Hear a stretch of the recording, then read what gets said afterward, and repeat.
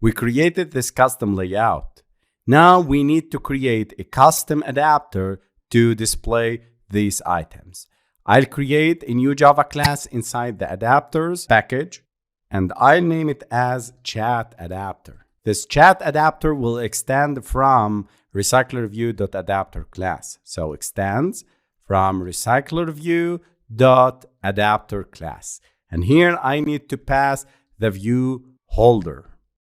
Public class binding view holder, or my view holder class extends from RecyclerView.viewHolder. Now I can pass here chat adapter.myViewHolder. So always make sure that you pass your custom view holder class. Please guys, if you have any question, any doubt about RecyclerView, view holders, adapters, please go back to the RecyclerView sections and you will get deep details. Here I need to create private row chat binding object. This is for the row chat because I used the layout tag. I need to create a constructor having this binding, remove the item view, and here in the super I'll use the binding.getRoot, and getRoot will return for me the view. Now I need to set the binding to binding, and this is the method. This is a setter method for the binding. Okay, so here I need to create getter and setter methods for binding. This for set binding and this for get binding. And this is our view holder class. Now the next step is to create our variables here. So I'll create a list of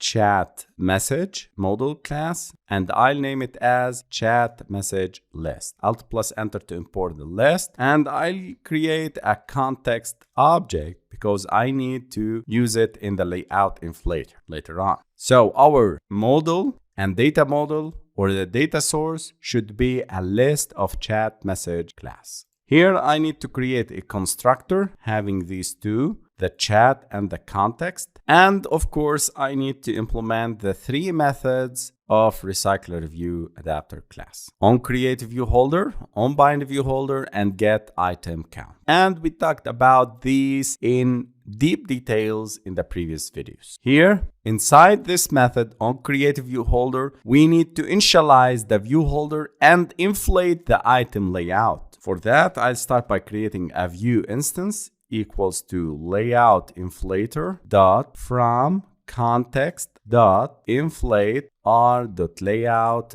dot row chat. Let me import r row underscore chat, and the second parameter is parent. The third parameter is false. Again, guys, I talked about layout inflator, about these methods, about the views in many previous videos. So please go back. Row chat binding equals to data binding util dot bind the view, and then return new binding holder, my view holder, and pass the binding object. Let's move to the onBindViewHolder. This method binds data to an existing view holder. It populates the views in the view holder with data from the data set. For this purpose, I need to use the holder class instance getBinding and set the variable here to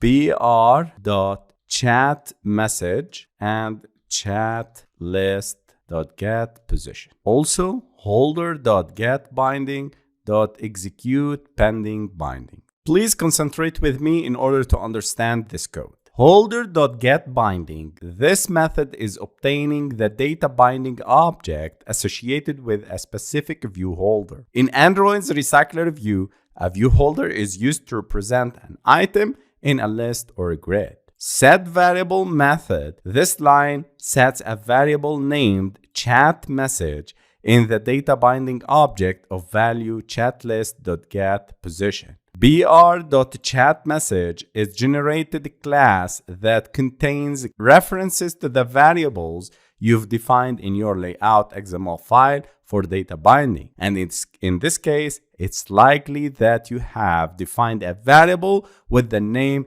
chat message in one of your XML layout files. If you go back to the raw chat, you can see here the first variable is called chat message. And here I am setting its value, getting its key, and setting its value. Execute by pending bindings. This method call triggers the execution of pending bindings. It ensures that the data from your model, in this case chat message, is bound to the UI elements specified in your layout XML. In summary, this code is using data binding to update the UI of a specific item in RecyclerView with data from a chat list at a given position. It sets the chat message variable in the data binding object and then applies these changes to the UI by executing the pending position. Keep in mind that you should have your layout XML file properly configured with the chat messages as we done before. Additionally, make sure that the chat list contains the data you want to display in your UI and that the RecyclerView and data binding are set up correctly in your Android app. The last method is getItemCount. This will return the number of the variables in the list. So chat message list.size and tells Android RecyclerView how many items you should display. So this is our adapter, chat adapter. Now let's move to the chat activity and display the chats in our UI.